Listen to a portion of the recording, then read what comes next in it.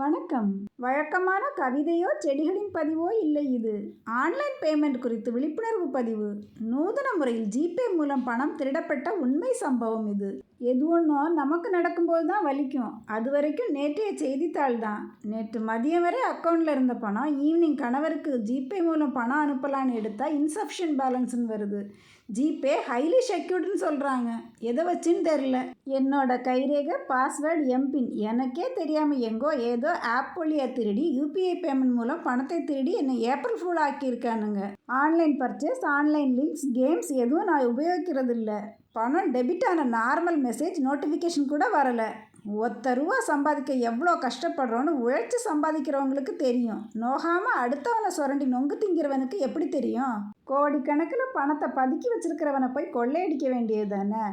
மாதம் முழுவதும் இஎம்ஐ, வீட்டு செலவு, மெடிக்கல் செலவு, ஸ்கூல் ஃபீஸு, லோனு, வட்டிக்கு கடன், அது பின்னாடி ஓடி ஒளிகிறவனை இவ்வளோ தெரியாமல் ஏன் சிதைக்கிறீங்கன்னு தெரியல.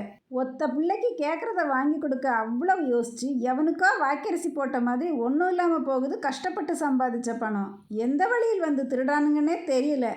இது வரைக்கும் நான் யாரையும் லைக் பண்ணுங்கள், சப்ஸ்கிரைப் பண்ணுங்கன்னு கேட்டுக்கிட்டதே இல்லை. தயவு செஞ்சு எல்லாருக்கும் தெரியப்படுத்துங்க. இழப்பின் வலி குரலில் கோபமாக தோணும். யாரோட அனுதாபத்துக்காகவும் இல்லை இந்த பதிவு. என்ன மாதிரி இனி யாரும் ஏமாறக்கூடாதுன்னு ஆதங்கம்தான். ஏமாளிகள் இருக்கும் வரைக்கும் தான் ஏமாற்றுபவர்கள் பிழைப்பார்கள். ஏமாற்றுகாரர்களிடம் உஷாராக இருங்க. நன்றி.